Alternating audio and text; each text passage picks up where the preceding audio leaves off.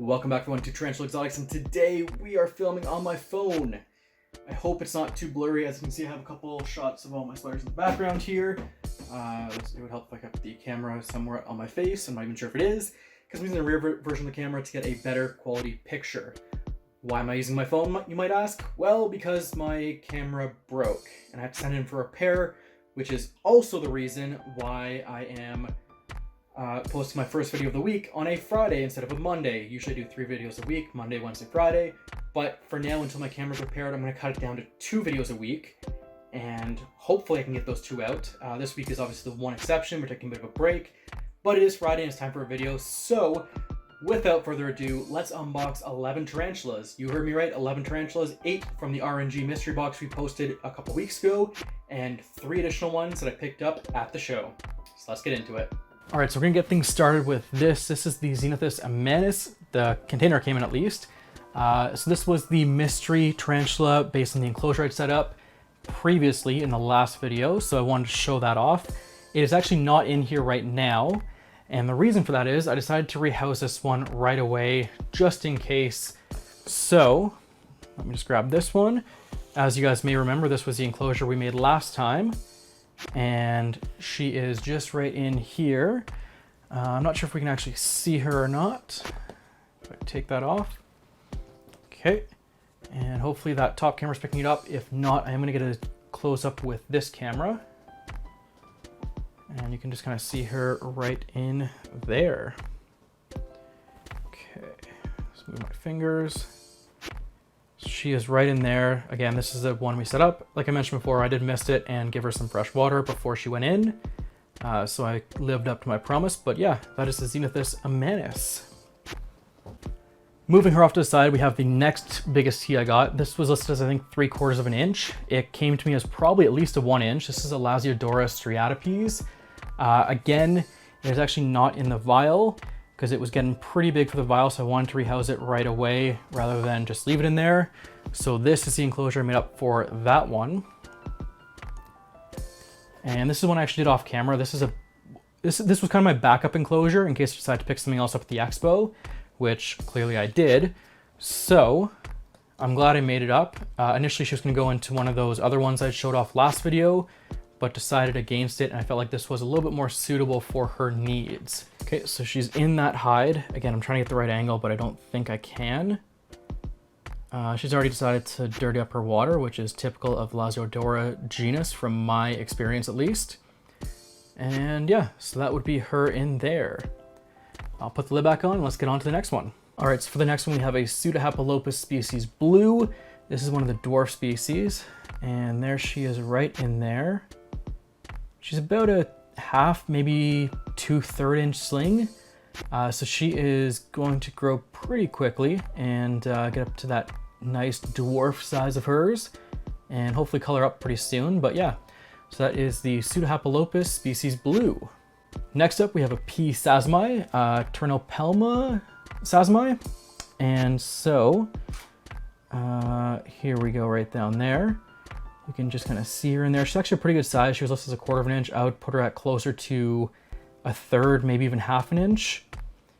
But yeah, she's doing pretty good. And so she's just over in there. Let's move on to the next one. And we're gonna take this back one. This should be a good one to get some really good video of. This is the Poecilotheria or Poecilotheria species lowland, formerly Sapusca lowland, still somewhat referred to as Sapusca lowland, and there she is. And so let's just kind of see if I can get to focus the back there on her.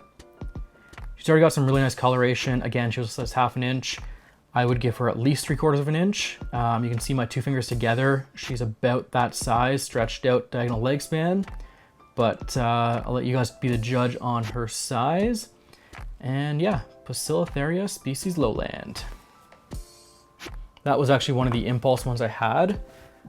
So that was not in the planned original RNG video. And next up is the Tarantulas lapalala. And so this is actually one I haven't seen yet. So it'll be interesting to see if I can get a video of it. I highly doubt it. It's been in its web since I got it actually.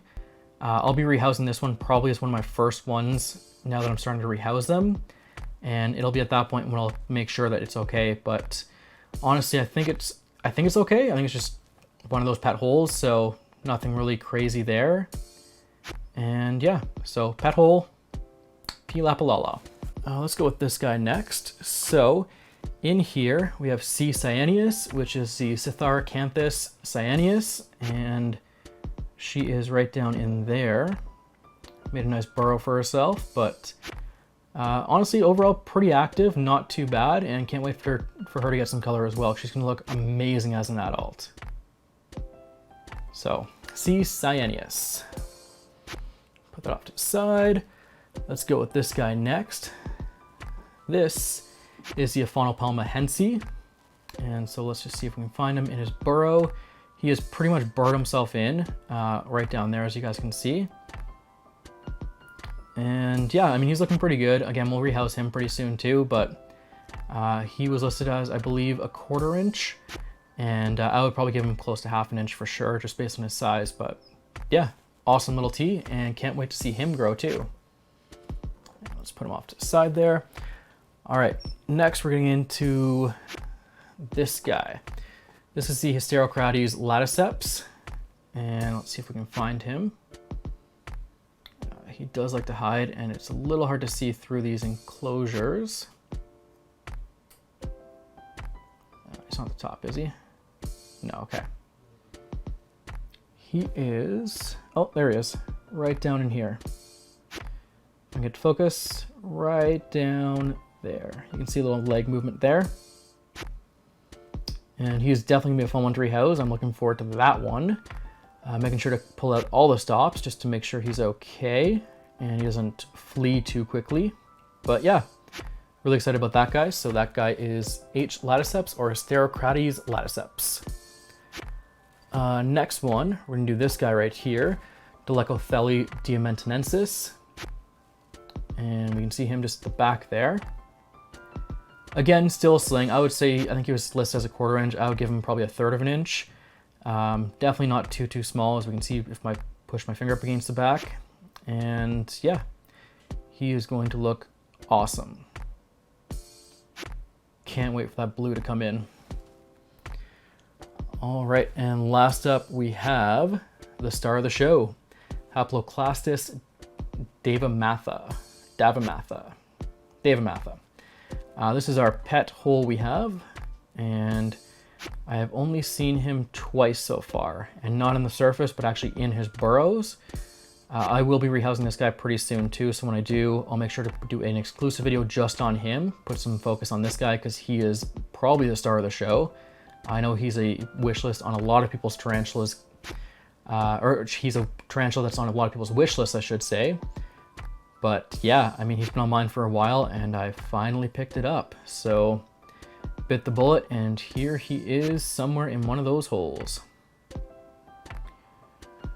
But yeah, so that's our haul for today, H. davimatha. And yeah, we can see them all there.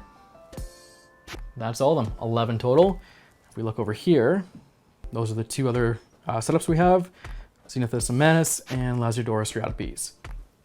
So that's gonna do it for today, guys. Thank you all so much for watching, and I will see you all in the next one.